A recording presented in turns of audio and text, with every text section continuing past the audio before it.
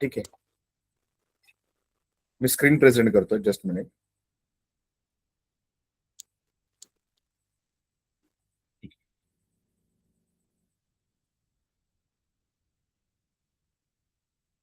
दिसते का स्क्रीन सर्वांना माझी? हो सर. हो सर. ठीक आहे. मग काल आपण काय शिकलो होतो, कोण सांगेल बरं मला? चुकलं तरी काय हरकत नाही. परिमेय संख्या व संख्या रेषेवरील संख्या दाखवणे. बरं ठीक आहे. बेटा तुझं नाव काय? मी विसरलो तुझं नाव. आता उत्तर सॉरी कोणी सर, दिलं? ते हँड रेज करायचं विसरून गेली. It's okay, no problem. 2-3 दिवस प्रॉब्लेम होतो, मग नंतर आपल्याला सवय लागते. ठीक आहे, नो प्रॉब्लेम. मी कोणाला ओरडत नाहीये. मिस्टेक आपल्याकडूनच होत असते, फक्त ते आपण सुधारायची असते. ठीक आहे, नेक्स्ट टाइम तू नक्की सुधारशील, मला विश्वास आहे तुझ्यावर. ठीक आहे. आज आपण पाठच्या टॉपिक मध्ये, आता कोणीतरी हँड रेस केला होता. कोणी केला होता हँड रेस? हा, गुड इव्हनिंग बेटा. मी क्वेश्चन विचारलाय की कालच्या लेक्चर मध्ये आपण काय शिकलो, सुरुवात कुठून झाली होती? क्विकली कोण सांगेल मला? चुकलं तरी हरकत नाही. मला आता एकाचा आन्सर आलाय, अजून पण काहीतरी राहिलंय त्या उत्तरामध्ये, म्हणून प्रश्न विचारलाय. येस सविता, सविता पाटील ना? किंवा मम्मीच्या नावाने लॉग इन झाला असेल चुकून. तू माईक अनम्यूट कर. हा, तुझा माईक म्यूट होता. बोल. परिमेय व अपरिमेय संख्या शिकलो सर आपण. बरं, एवढं शिकलो काल?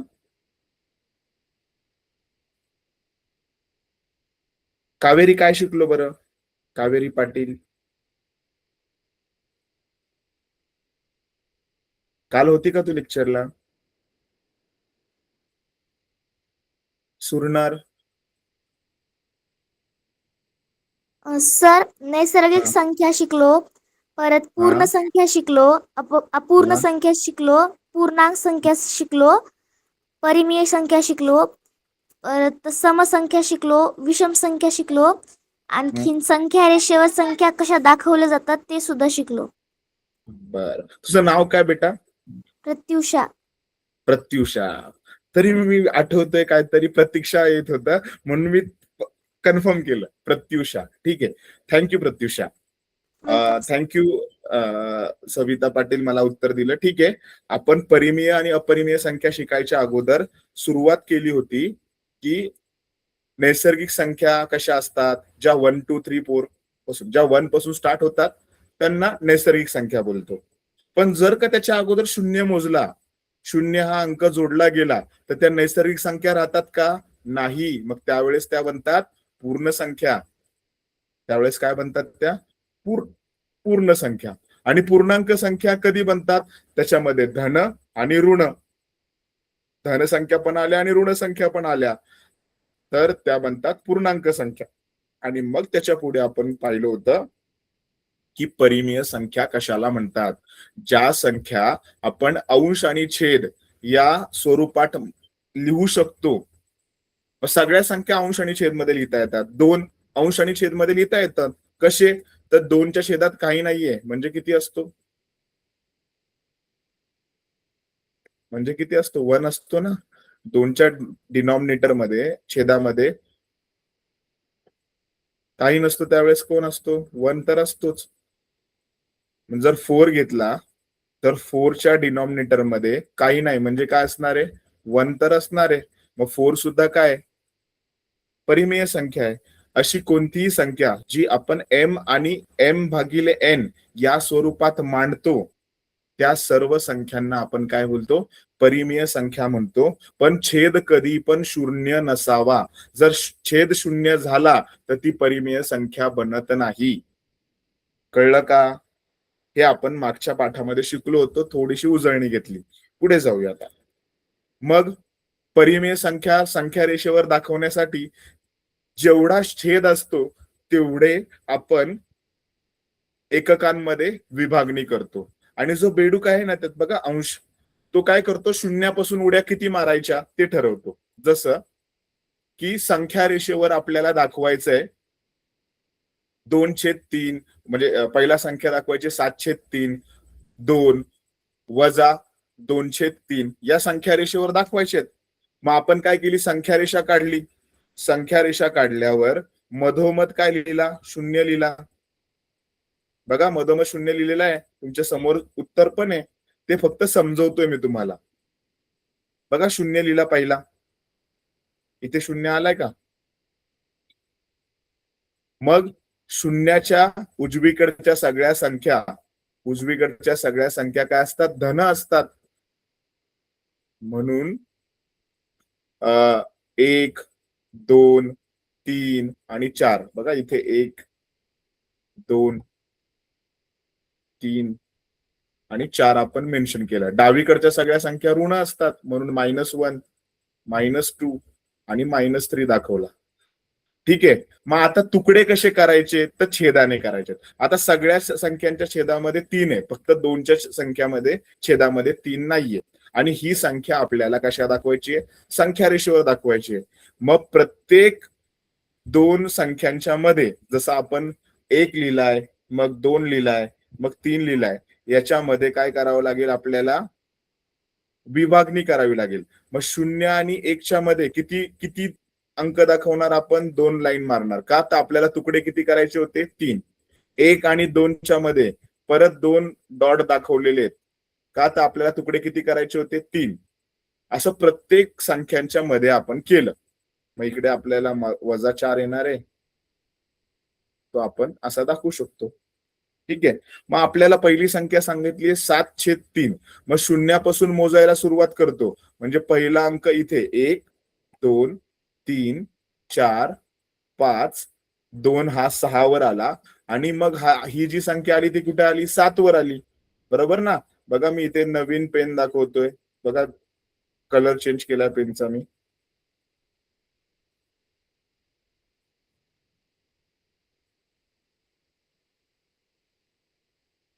दिसला का हा अंक, हा 7व्या स्थानावर आला ना. 1 2 3 4 5 6 आणि हा 7.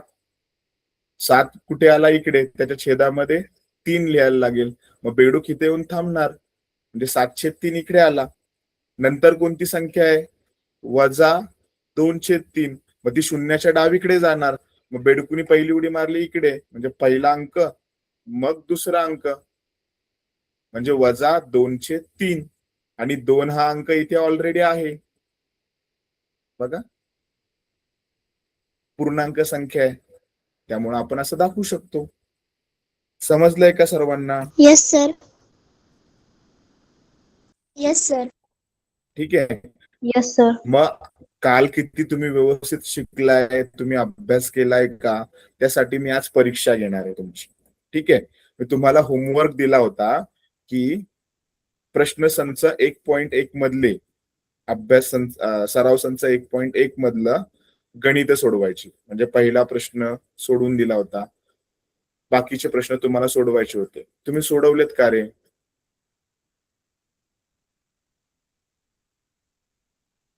हा प्रश्न मी सोडवायला सांगितला होता, तुम्ही सोडवलाय का. शेवटचा येस प्रश्न सर. सोडवायचा होता. जर सोडवला नसेल कोणी तर बघा इथे उत्तर आहे.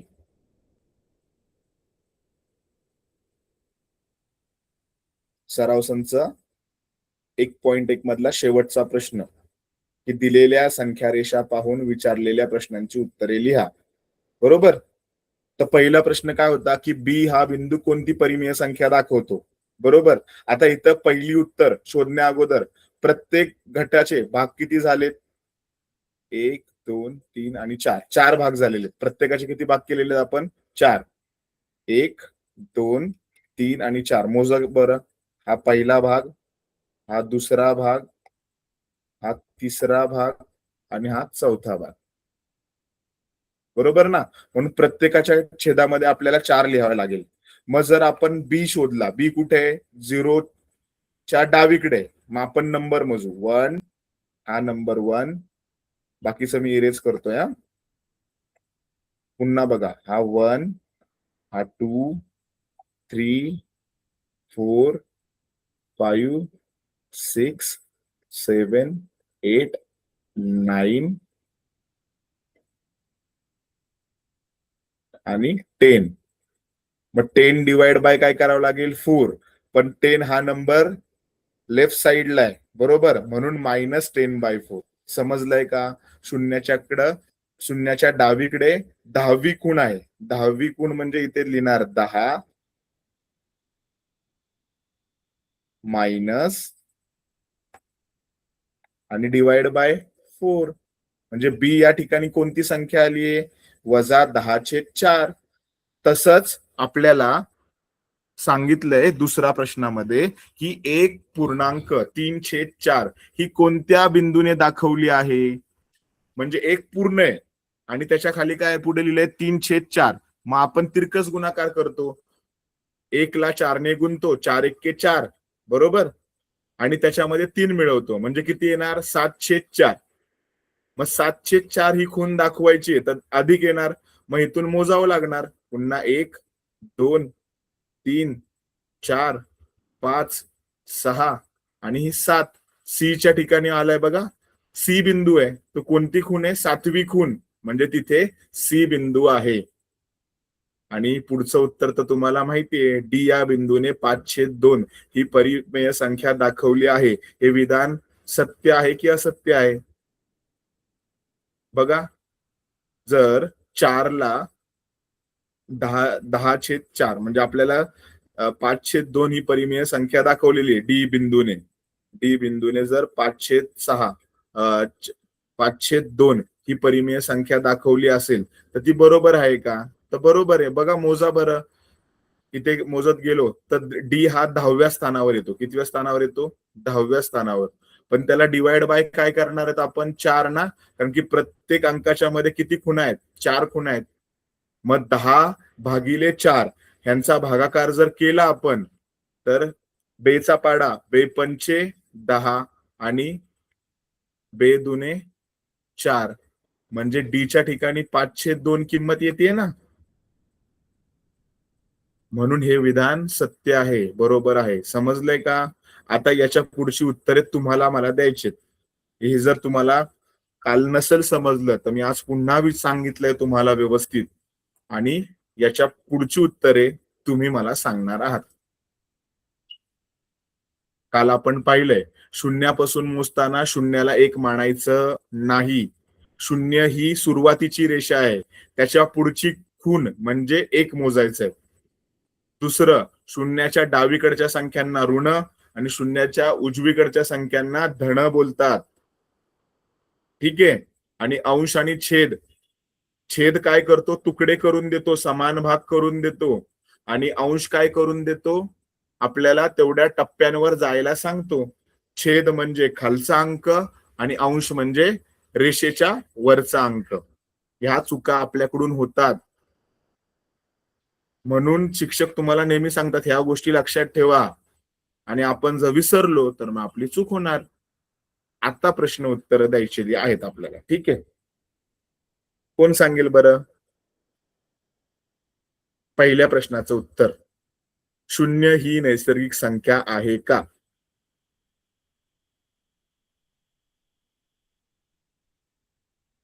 कावेरी, तू सांगू शकते का? हो सर. प्रत्युष, हा बरं, सांग बरं, शून्य ही नैसर्गिक संख्या आहे का? हो. आहे. कसं बरं? हा प्रत्युषा. शून्य ही नैसर्गिक संख्या नाही, कारण गणना 1 पासून सुरू केली जाते. हा बघा, म्हणजे तुम्ही पहिली स्लाइड व्यवस्थित पाहिली नाही. बघा, मी कालच शिकवलं होतं तुम्हाला. ही स्लाइड पाहिली का? नैसर्गिक संख्यांचा समूह कुठून सुरू झालाय? 1 पासून सुरू झालाय ना, दिसतोय ना स्लाइडवर. मी तुम्हाला चित्र दाखवलंय बघा. नैसर्गिक संख्या कुठून सुरू होतात? 1 पासून सुरू होतात, बरोबर. आणि शून्यापासून कोणती संख्या सुरू होतात? पूर्ण संख्या. म्हणजे तुम्ही परिमेय आणि अपरिमेय संख्या तर शिकताय, बरोबर, पण पहिल्या संख्यांना विसरून गेलाय आणि पहिल्या संख्या जर विसरल्या तर मग आपल्याला गणित अवघड होईल. ठीक आहे, पूर्ण संख्या कुठून सुरू होतात? शून्यापासून. आणि आपल्याला प्रश्नामध्ये काय विचारलं होतं? प्रश्नामध्ये विचारलंय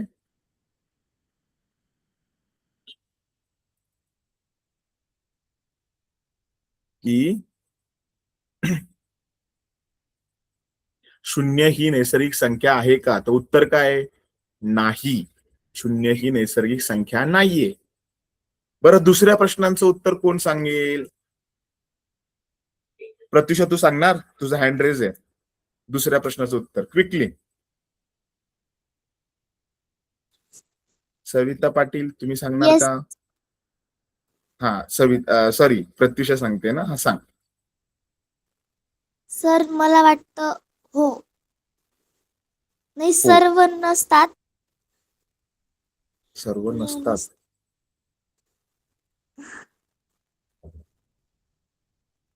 सर कन्फ्युजन. ठीक आहे. कावेरी, सविता, तुम्हाला काय वाटतंय? असेल का दुसऱ्या प्रश्नाचं उत्तर काय? सर्व पूर्णांक संख्या परिमेय संख्या असतात का? आता प्रत्युषाने उत्तर दिलंय की नाही आणि कन्फ्युज येते. अरे तिला तरी मदत करा. उत्तर चुकलं तर मी कुणालाच ओरडत नाही, मी ते उत्तर बरोबर सांगतो. का तर आत्ता चुकलंय, ठीक आहे, परीक्षेमध्ये नका चुकू. येस बेटा, सांगू शकते तू उत्तर. माईक म्यूट मध्ये अनम्यूट कर. हा, येस. सर माझं बी नाहीये. मला आवाज येत नाही तुमचा. नाहीये. Sir okay. नाहीये. सर्व पूर्णांक संख्या परिमेय संख्या असतात का? तर उत्तर नाहीये तुमचं. उत्तर आहे माझं हो. माझं उत्तर आहे हो. का सांगतोय? तुम्ही परत स्लाइड बघितलेली नाहीये व्यवस्थित. आपण पहिल्या लेक्चर मध्ये पाहिलंय बघा, इथले -4, 0, 3 ही सगळी उदाहरणे कशाची आहेत? परिमेय संख्येची आहेत ना. जी संख्या आपण अंश आणि छेद या स्वरूपात मांडतो त्यांना काय बोलतो आपण? परिमेय संख्या.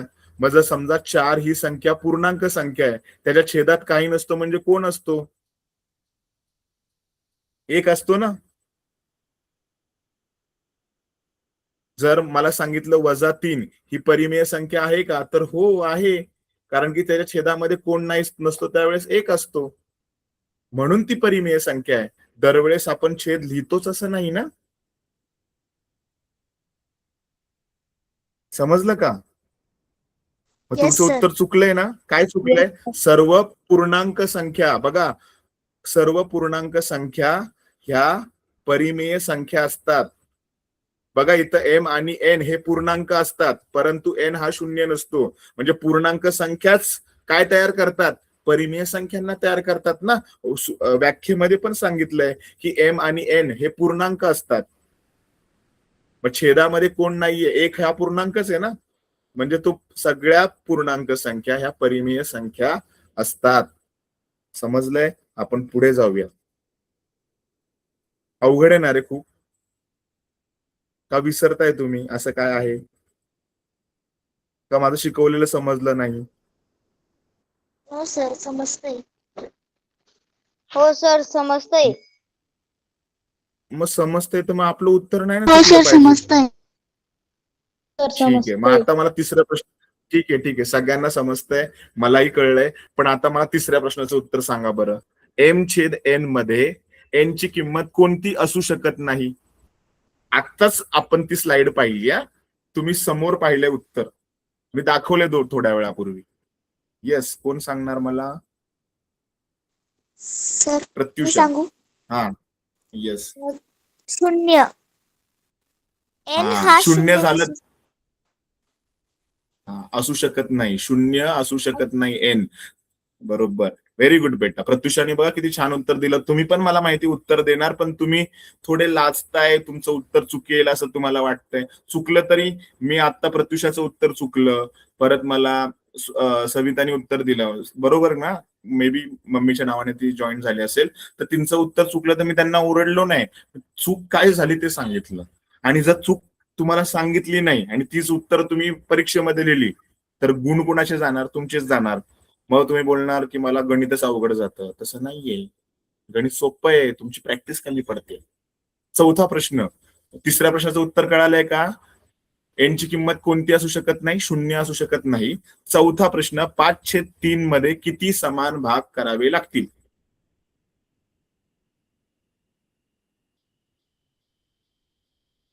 पाच छेद तीन मध्ये किती समान भाग करावे लागतील? यस सविता पाटील. सर 10. का 10 बाळा? 10 भाग होतील का? बापरे, मला तुला प्रश्न कळालाय का? कोणता प्रश्न वाचतेस तू? सर मी सांगू? एक मिनिट, तिला प्रश्न कळालाय का मला समजू देत. चौथ्या प्रश्नामध्ये सांगितलंय 5/3 मध्ये किती समान भाग करावे लागतील. Question number 4. उत्तर चुकले सविता. ठीक आहे, नेक्स्ट कोण सांग? प्रत्युषा. येस. 3 समान भाग करावे लागतील, कारण परिमेय संख्येत छेद जितका असतो तितके समान भाग करावे लागतात. व्हेरी गुड बेटा, समजलंय का? 5/3 जो वरचा आहे तो अंश, 5 हा अंश आहे, छेदामध्ये किती आहे? 3. म्हणजे छेदातली संख्या असते ना तेवढे आपण भाग करतो. 5व्या प्रश्नाचं उत्तर कोण सांगेल मला? प्रवीण सांगशील का 5व्या प्रश्नाचं उत्तर? प्रवीण बोरसे किंवा पाटील, प्रवीण पाटील बोरसे. -7/2. हा येस सांगू शकतो. हा म्यूट अनम्यूट करा आणि उत्तर सांगा.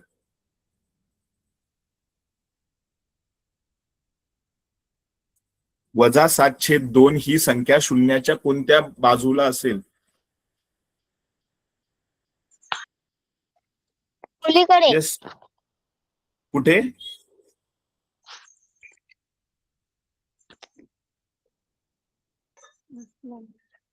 कुठे असेल? चुकलं तरी चालेल, सांगातच. पलीकडे. अरे पण कुठल्या पलीकडे? उजव्या बाजूला का डाव्या बाजूला? उजव्या बाजूला. हा, उजव्या बाजूला. कसं रे? -7/2 आहेत ना ते. ऋण संख्या कुठे असतात? डाव्या बाजूला. मग तू उत्तर का सांगितलं मला असं उजव्या बाजूला? -7/2 ही संख्या शून्याच्या डावीकडे असते, डाव्या बाजूकडे असते. ठीक आहे, नेक्स्ट क्वेश्चन. यस प्रत्युषा, सांगू शकते का तू? Yes sir. 2 परिमेय संख्यांच्या मध्ये असंख्य संख्या असतात किंवा अत्यंत अनंत संख्या असतात. कालच सांगितलं होतं ना मी तुम्हाला की हा प्रश्न परीक्षेला बऱ्याचदा विचारला जातो की 2 परिमेय संख्यांच्या मध्ये किती संख्या असतात? असंख्य संख्या असतात. किती असतात? असंख्य म्हणजेच अनंत संख्या असतात. ठीक आहे, बाकीचे जे 3 प्रश्न आहेत 7, 8, 9 आणि 10, ठीक आहे, उरलेले 4 प्रश्न ते तुम्हाला होमवर्क आहेत. ठीक आहे, मी तुमच्या सोबत ही पीपीटी शेअर करेल, त्याची उत्तरे तुम्हाला शोधून तुमच्या वहीमध्ये लिहायचे किंवा आपण उद्या ही प्रश्नांची उत्तरे पाहूयात. ठीक आहे, पुढे जाऊयात का? म्हणजे आपला टॉपिक संपून जाईल. हो. म्हणजे आज आपण, म्हणजे काल आणि आज आपण काय शिकलो की नैसर्गिक संख्या सुरू कुठून होतात? 1, 2 आणि 3 पासून. पूर्ण संख्या कुठून सुरू होतात? 0, 1, 2, 3. ऐका ना, मी तुम्हाला सांगतोय हे काल जे आपण शिकलोय आणि आज काय शिकलोय त्याचं सोपं उदाहरण. ठीक आहे, कोणी हे वाचू नका, मी तुम्हाला समजून सांगतोय. पूर्णांक संख्या ज्या धन पण असतात आणि ऋण पण असतात त्या सगळ्या संख्या पूर्णांक संख्या. परिमेय संख्या ज्या आपण m/n म्हणून लिहितो, पण n छेदातली संख्या 0 नसावी, म्हणजे n नॉट इक्वल टू 0. संख्या रेषो दाखवतानाचे 4 सोनेरी नियम हे लक्षात ठेवा की जेवढा छेद आहे तेवढे एककाचे समान भाग करा.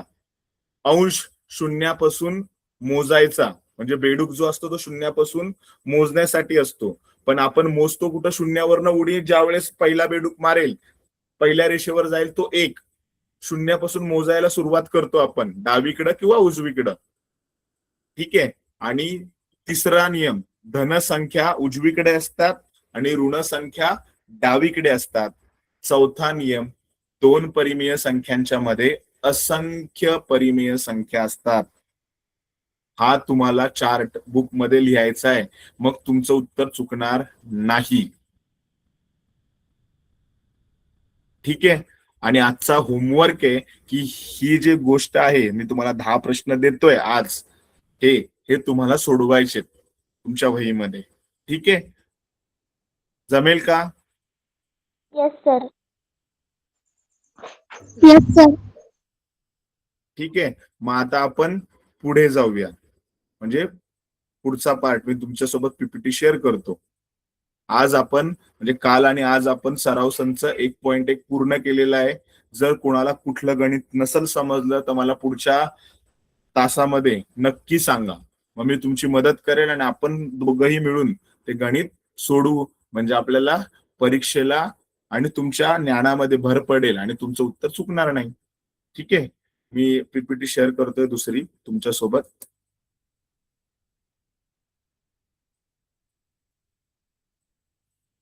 जस्ट मिनिट, 1 मिनिट द्या.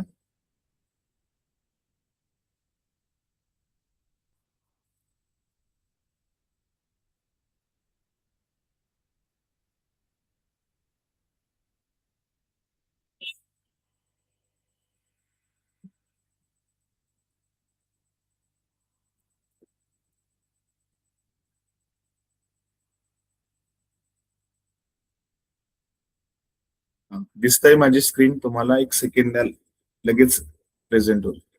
दिसते ना आता? Yes sir. Yes sir. आता आपण आजच्या तासातला दुसरा पाठ पाहूया की आपण अभ्यास म्हणजे सराव संच 1.2 पूर्ण सोडवणार आहोत. पण त्याच्या अगोदर काय शिकणार आहोत? तर आज आपण शिकणार आहोत की सराव संच 1.2 सोडवण्यासाठी परिमेय संख्यातील लहान मोठेपणा, म्हणजे कोणती परिमेय संख्या मोठी, कोणती परिमेय संख्या छोटी. चढता क्रम आणि उतरता क्रम तुम्ही 5वीला शिकला होता ना, तसं परिमेय संख्यांमध्ये पण तुलना केली जाते. म्हणून बघा चित्र दिलेलं आहे इथं. एक तराजू ठेवलेला आहे. तराजूच्या उजव्या साईडला एक नंबर आहे 2/3. तराजूच्या डाव्या साईडला पण एक नंबर आहे 5/4. मग ह्याच्यातला हलका नंबर कोणता, जड नंबर कोणता, म्हणजे छोटा नंबर कोणता, मोठा नंबर कोणता, लहान संख्या कोणती आणि मोठी संख्या कोणती, पहिलं ते शिकणार. आणि मग आपण सराव संच 1.2 मधली सगळी गणितं सोडून घेणार. त्याच्यानंतर सराव संच 1.3 हा सोडवण्यापूर्वी आपण परिमेय संख्यांचे दशांश रूप कसं काढलं जातं ते शिकणार आहोत. ठीक आहे. म्हणजे जेव्हा 2 वस्तूंची तुलना करतो तेव्हा ती एक तर आपण सांगतो छोटी किंमत किंवा मोठी किंमत. ठीक आहे. मग तेच आज आपण परिमेय संख्यांबद्दल पाहणार आहोत. तर सुरुवात करूया की लहान परिमेय संख्या कोणती आणि उजवी मोठी परिमेय संख्या कोणती, ते शिकण्या अगोदर आपल्याला नैसर्गिक संख्या शिकता आल्या पाहिजेत. आणि नैसर्गिक संख्या कळाल्या नंतर आपल्याला पूर्ण संख्या कळतात आणि पूर्ण संख्या कळाल्यानंतर आपल्याला पूर्णांक कळतात. मग इथे एक संख्या रेषा मी काढलेली आहे बघा. हे वाचू नका, तिरकस गुणाकाराचा नियम, ते नंतर आपल्याला शिकायचंय. ठीक आहे. ही जी गोष्ट आहे ना ते आपण नंतर पाहणार आहोत. आपण फक्त हा जो चौकोन केलाय ना तो दुर्लक्षित करा. आता डावीकडचा पार्ट पहिला आपण पाहूया. बरोबर. एक संख्या रेषा काढलेली आहे, मधोमध शून्य लिहिलंय. शून्याच्या डावीकडच्या संख्या ऋण असतात, लाल बाणाने दाखवलेले, आणि शून्याकडच्या उजवीकडच्या संख्या ह्या धन असतात. कशा असतात? धन असतात. मग हे लक्षात ठेवायचं तुम्ही की शून्याच्या डावीकडे जाताना संख्या लहान होतात. नेहमी लक्षात ठेवायचं, कोणत्याही नंबरच्या डावीकडे चाललोय आपण. जसं 2 घेतलं, बरोबर, 2च्या जर मी डावीकडे गेलो तर मला पहिली संख्या काय मिळते? 2च्या डावीकडे गेल्यावर पहिली संख्या रेषेवर काय मिळते? 2च्या जर डावीकडे आपण गेलो, समोर टच स्क्रीन आहे तुमच्या, बघा 2 दिसतोय का तुम्हाला? हा, 1. मग 1 ही संख्या मोठी आहे का 2 ही संख्या मोठी आहे? 2. बरोबर ना. मग आपल्याला इथे काय सांगितलंय? शून्याच्या डावीकडे, अन्यथा कोणत्याही नंबरच्या डावीकडे आपण गेलो, डावीकडे जर गेलो तर संख्या लहान होत जातात, आणि शून्याच्या उजवीकडे गेलो तर संख्या काय होत जाते? मोठी होत जाते. मी तुम्हाला उदाहरण दिलं होतं 2. 2च्या डावीकडे गेलो तर 1 ही संख्या मिळते. ती लहान आहे का मोठी आहे? लहान. 2च्या डावीकडे गेलो तर 1 ही संख्या लहान मिळते, बरोबर. पण 2च्या उजवीकडे गेलो तर जी मिळणारी संख्या आहे ती कशी मिळणार आहे? मोठी मिळणार आहे, बरोबर. हा, हो. मग हे झालं पूर्णांक संख्येच्या बाबतीत. हे कशाच्या बाबतीत झालं? आपण शिकलो पूर्णांक संख्येच्या बाबतीत. पण आपल्याला जर शिकायचंय ते परिमेय संख्यांबद्दल शिकायचंय ना, की परिमेय संख्येतली कोणती संख्या मोठी, कोणती संख्या लहान. तर ते शिकण्यासाठी ना आपण हा पिवळ्या रंगातला जो नियम आहे ना तो शिकणार आहोत, तिरकस गुणाकाराचा नियम.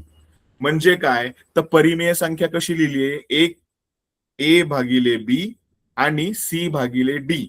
यामध्ये बी आणि डी धन असतील, म्हणजे छेद, ए छेद बी आणि सी छेद डी. तर ह्या बी आणि डी हे धन असतील, बघा नीट बघा, धन संख्या असतील तर आपण काय करतो? तिरकस गुणाकार.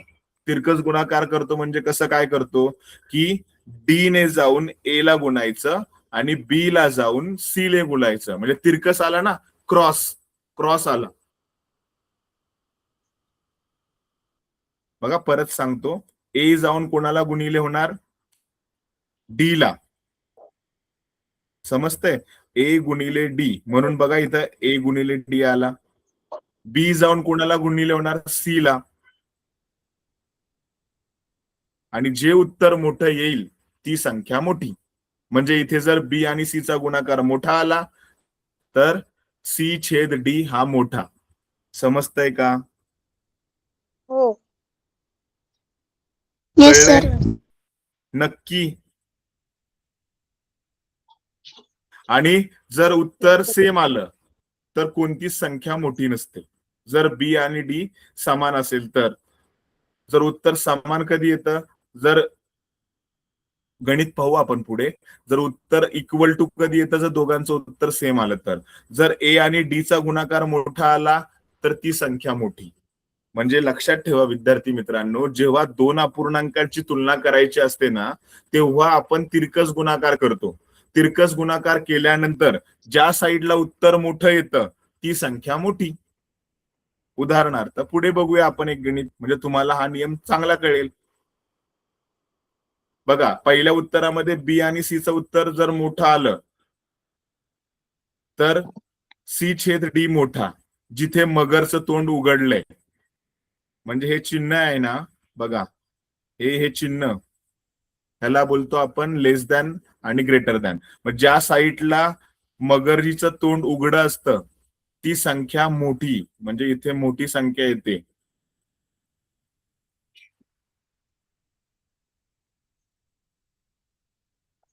जिथे मगरचं तोंड उघडं असतं ती संख्या मोठी, आणि जिकडे फक्त एक टोक असतं ती संख्या काय असते? लहान. मगरचं तोंड ज्या साईडला उघडतं ती संख्या मोठी, मगरचं तोंड ज्या साईडला बंद आहे, बघा इथे बंद आहे ना, हा पॉइंट बंद आहे, म्हणजे ही संख्या लहान. लहान संख्या कुठे येते? जिथे टोक असतं तिथं, एकच टोक असतं तिथं. जिथं तोंड उघडलंय ती संख्या मोठी.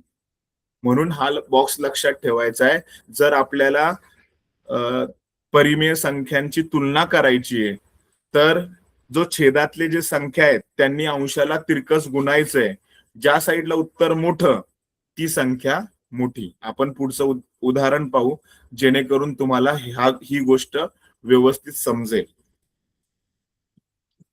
2% ठीक आहे. आता बघा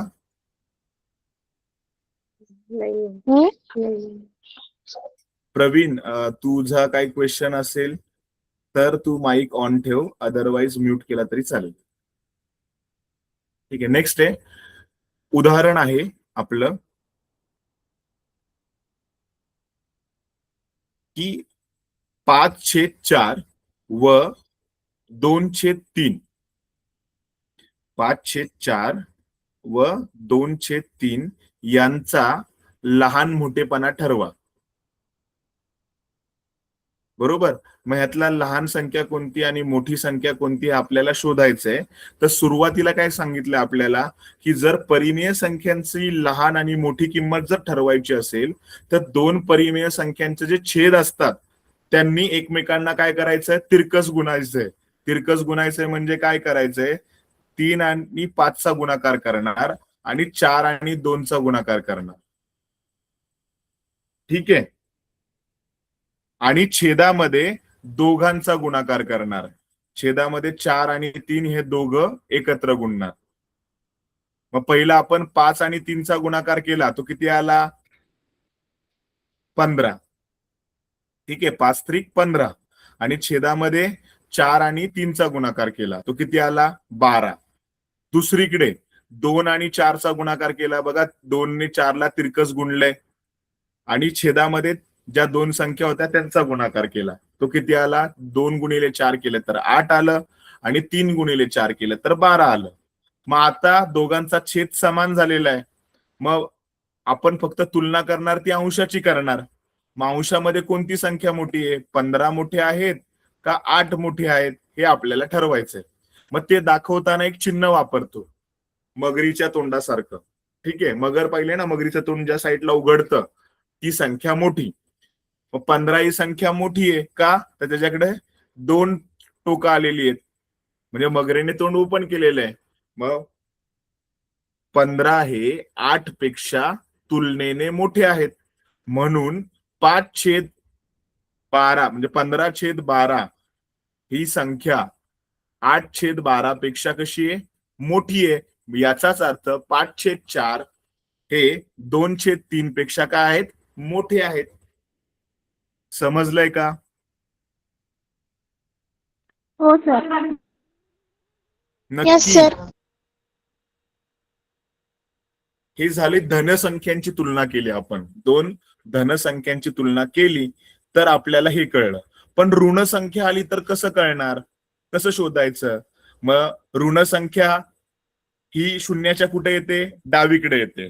धनसंख्या शून्याच्या उजवीकडे येते. बरोबर. मग शून्याच्या डावीकडच्या सगळ्या संख्या लहान असतात. आत्ताच तर शिकवलं ना, शून्याच्या डावीकडच्या येणाऱ्या सगळ्या संख्या लहान होतात आणि उजवीकडे जाताना सगळ्या संख्या काय होतात, मोठ्या होतात.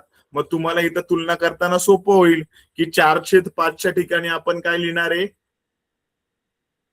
ग्रेटर दॅनचं चिन्ह लिहिणार आहे. म्हणजे -7/9 इज लेस दॅन 4/5. म्हणजे 7/9 हे 4/5 पेक्षा लहान आहेत. कळतंय? ऋण संख्या नेहमी धनसंख्येपेक्षा लहान असतात. मग इथे जे आपले वजा 7/9 हे काय असणार आहेत, लहान असणार आहेत. कुणापेक्षा, 4/5 पेक्षा लहान असणारे. का लहान असणारे, कारण की 7/9चं चिन्ह काय आहे, ऋण आहे आणि 4/5चं चिन्ह काय आहे, धन आहे. म्हणून 7/9 हे 4/5 पेक्षा लहान आहेत. समजलंय का सर्वांना? Yes sir. ओके. मग आता तुम्हाला समजलंय तर आपण पुढचं गणित एखादं पाहू, म्हणजे जेणेकरून तुम्हाला गणित जरा अवघड वाटेल. आता हे गणित जरा अवघड आहे. दोन ऋण संख्यांची तुलना. पहिली काय पाहिली, दोन धनसंख्यांची पाहिली ना. मग ऋण संख्यांची कशी ओळखायची, दोन ऋण संख्यांची तुलना करताना ना सुरुवातीला ऋणचिन्ह विसरून जायचं. काय करायचं? ऋणचिन्ह विचारात नाही घ्यायचं, पुसून टाकायचं. पहिलं धनसंख्या मानायच्या त्यांना. बघा पहिली स्टेप काय करायचं? पहिली संख्या उदाहरण काय आहे? तिसरं की ऋण 7/3 व ऋण 5/2 यांच्यामधली कोणती संख्या मोठी आहे आणि कोणती संख्या छोटी आहे हे आपल्याला शोधायचंय. तर पहिली स्टेप काय करणार आपण? दोन्ही धनसंख्या मानू. म्हणजे दोघांचं चिन्ह काय केलं आपण? धन घेतलं. दुसरं धन घेतलं आपण तर करतो काय? तिरकस गुणाकार. म्हणजे आपण 2 ने 7 ला गुणणार आणि 3 ने 5 ला गुणणार. पण छेदामध्ये दोन्ही संख्यांचा गुणाकार करणार. 3 चा पण गुणाकार करणार आणि 2 चा पण गुणाकार करणार. ठीक आहे. मग 7 गुणिले 2 केलं, उत्तर किती येणार? 7 दुने 14. पहिली स्टेप काय केली? 7 आणि 2 चा गुणाकार केला, तो किती आला? 7 दुने 14. छेदामधल्या दोन संख्या कोणत्या होत्या? 3 आणि 2. त्यांचा छेदामध्ये गुणाकार केला. 3 आणि 2 चा छेदामध्ये गुणाकार केला, उत्तर किती आलं? 6. आणि 7 आणि 2 चा गुणाकार केला, उत्तर आलं 14. नंतर 3 कुणाला जाऊन गुणिले होणार? 5 ला. तिरकस गुणाकार करतोय ना आपण. आणि 3 15 आणि पूर्ण छेदातला गुणाकार आपण लिहून ठेवणार. तो किती लिहिणार? 3 दुने 6. मग आता छेद समान झालाय दोन्ही संख्यांचा. मग आपण त्यावेळेस तुलना कुणाची करतो? अंशाची. मग पहिल्याच्या अंशामध्ये आहेत 14, दुसऱ्या संख्येच्या अंशामध्ये आहेत 15. मग 14 मोठे का 15?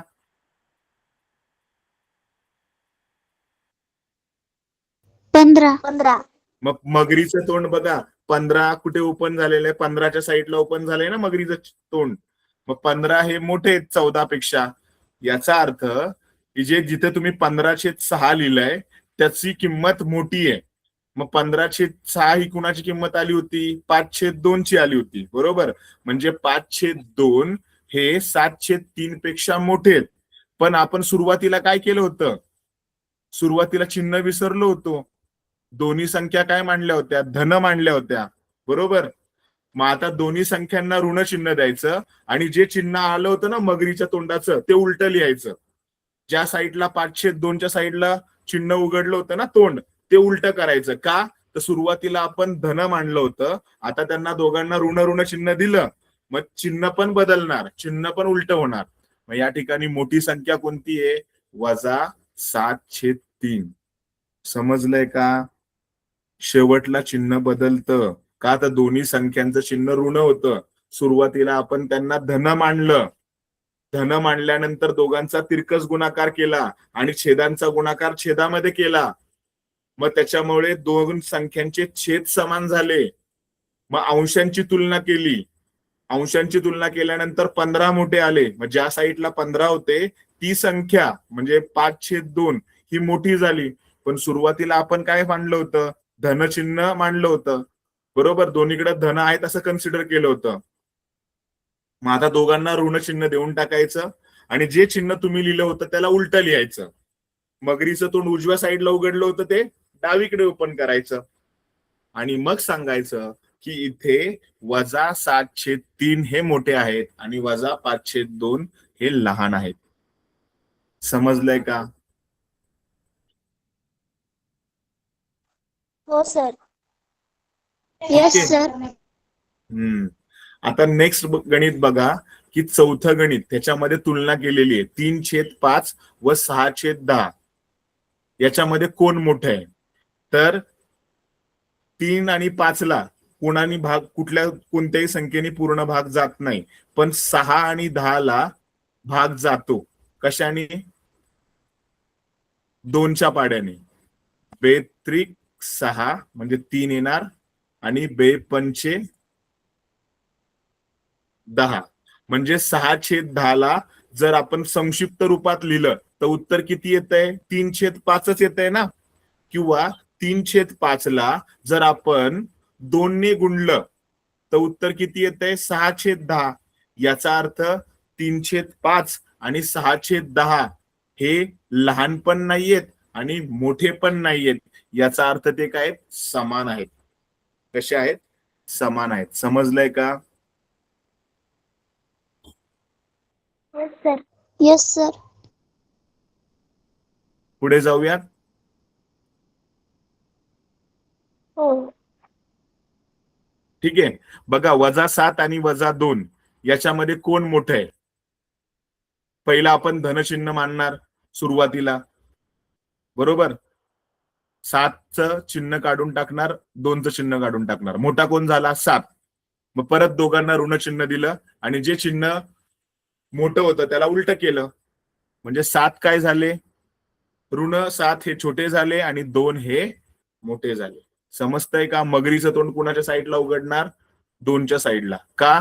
तर कोणत्याही संख्येच्या डावीकडे जाताना, डावीकडे शून्य लिहिल्यानंतर डावीकडे कोण येतो?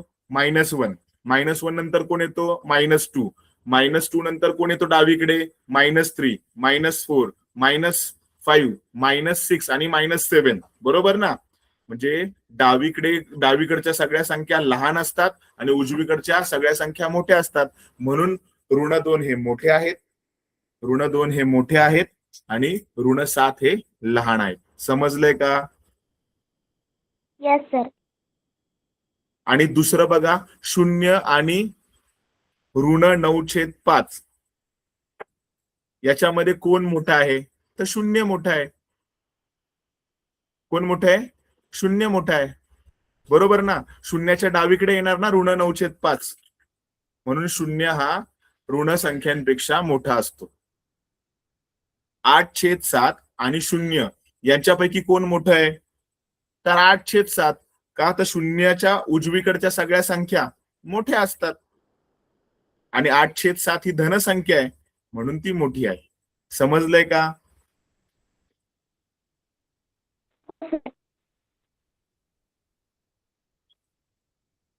पुढची संख्या -5/4 आणि 1/4. त्यातली धनसंख्या मोठी असते, ऋणसंख्या ही धनसंख्यापेक्षा लहान असते. म्हणून -5/4 हे लहान आहेत. मगरीचं तोंड कुठे उघडणार? 1/4च्या साईडला उघडणार. म्हणून चिन्ह कसं आलंय की 1/4 हे ऋण 5/4 पेक्षा मोठे आहेत. आणि शेवटचं गणित 40/29 आणि 141/29 याच्यामधलं कोण मोठं आहे?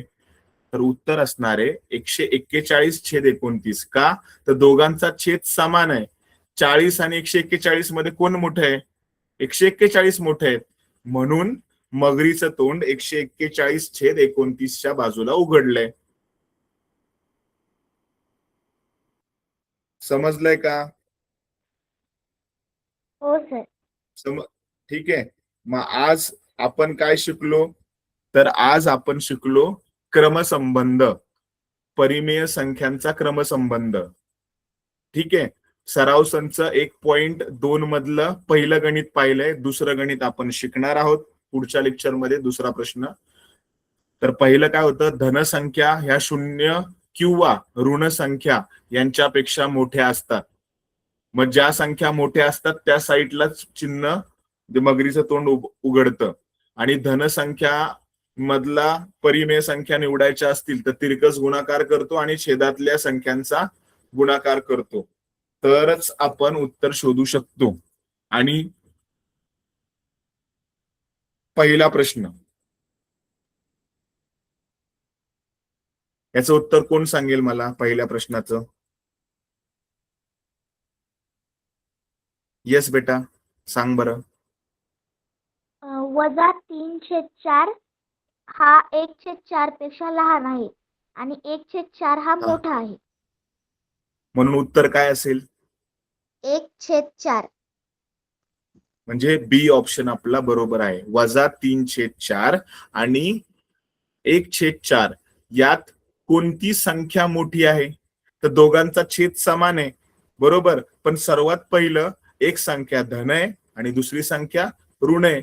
मग 1/4 ही संख्या धन आहे म्हणून ती मोठी आहे. म्हणून आपला करेक्ट ऑप्शन काय येणार आहे? बी. बरं, दुसऱ्या प्रश्नाचं उत्तर. दुसरा अजून प्रश्न मी शिकवलेला नाहीये, तो पुढच्या लेक्चर मध्ये आपण पाहणार आहोत. मला 6व्या प्रश्नाचं उत्तर सांगा. 6व्या प्रश्नाचं.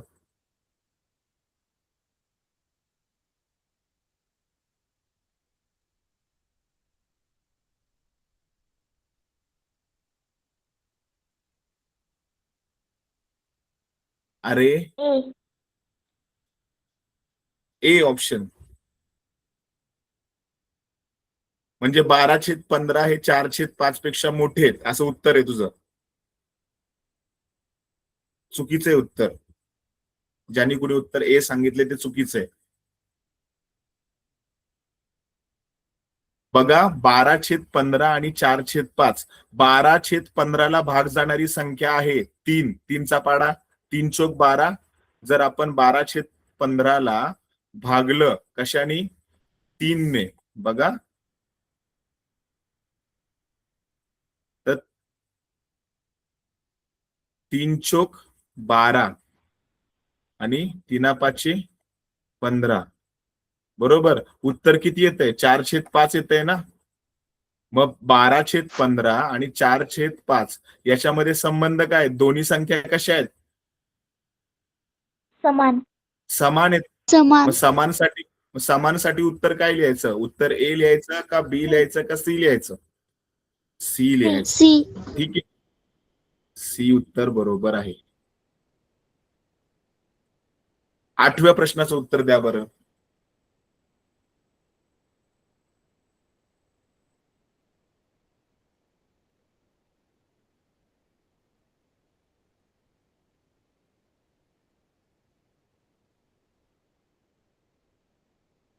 आठवा प्रश्न शेवटचा मग आपण थांबू इथेच.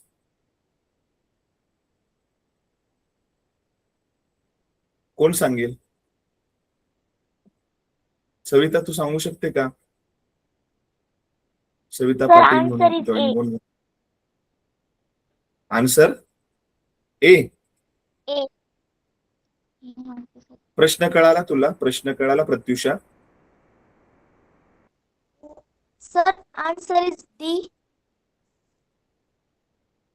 मी तुला विचारलंय प्रश्न कळालाय का आन्सर नको सांगू मला प्रश्न कळाला का तुला हो किंवा नाही. हो. उत्तर ऋण संख्यांमध्ये शून्यापासून जास्त दूर असणारी संख्या कोणती असते. आता मध्ये 0 आहे बरोबर आणि ऋण संख्या कुठे असतात शून्याच्या डावीकडे असतात का सॉरी शून्याच्या डावीकडे एक असतात का शून्याच्या उजवीकडे असतात ऋण संख्या डावीकडे. डावीकडे डावीकडे. बरोबर. हा मग आता आपण आज काय नियम शिकलो होतो आठवतंय का पहिला नियम शून्याच्या डावीकडे जाताना संख्या काय होतात स्क्रीन दिसते माझी शून्याच्या डावीकडे जाताना संख्या काय होतात ऋण. ऋण होतात आणि त्या संख्या कशा असतात लहान होतात बरोबर ना. लहान असतात त्या शून्याच्या डावीकडच्या सगळ्या संख्या लहान असतात आणि शून्याच्या उजवीकडच्या सगळ्या संख्या मोठ्या होतात. काही नाही चुकलं तरी हरकत नाही पण आता ते परीक्षेमध्ये आपल्याला चुकायचंय का नाही. तुझं उत्तर काय पाहिजे होतं या प्रश्नाचं 8व्या प्रश्नाचं उत्तर काय पाहिजे होतं लहान. लहान. ऋण संख्यांमध्ये म्हणजे डावीकडे शून्यापासून जास्त असणारी जास्त दूर असणारी शून्यापासून डावीकडे किती पण लांब गेलो तर ती संख्या लहानच राहणार. हा पण जर प्रश्नामध्ये असं असतं की धनसंख्यांमध्ये शून्यापासून जास्त दूर असणारी संख्या ही मग मोठी असते पण प्रश्न सुरुवात कशाने झालाय ऋण संख्यांमध्ये. मग ऋण संख्यामध्ये शून्यापासून जास्त दूर असणारी संख्या ही लहान संख्या असते. ठीक आहे आज आपण इथपर्यंत थांबूयात. आजचा होमवर्क आहे की जो तुम्हाला मी आता पॉवर पॉइंट प्रेझेंटेशन पाठवतोय त्याच्यातली जी गणित आहेत ती सोडवायची. हा येस बेटा तुमची स्क्रीन दिसत नाहीये सर. तुझ्याकडे नेटवर्क नसेल माझ्याकडे तर मी स्क्रीन प्रेझेंट केलेली आहे. मी अजून स्टॉप केलेला नाहीये. कदाचित नेटवर्क प्रॉब्लेम असेल म्हणून नसेल दिसत. मी थांबवतो इथे आणि जे प्रश्न राहिलेले आहेत ते तुम्हाला सोडवायचे. ती पीपीटी मी तुम्हाला ग्रुपवर मिळेल तुम्हाला त्याच्यातली उत्तरं तुम्हाला सोडून बुकमध्ये कम्प्लीट करायची आहेत. ठीक आहे आजपर्यंत इथेच थांबू. Bye. Thank you. Yes sir. Thank you. Bye.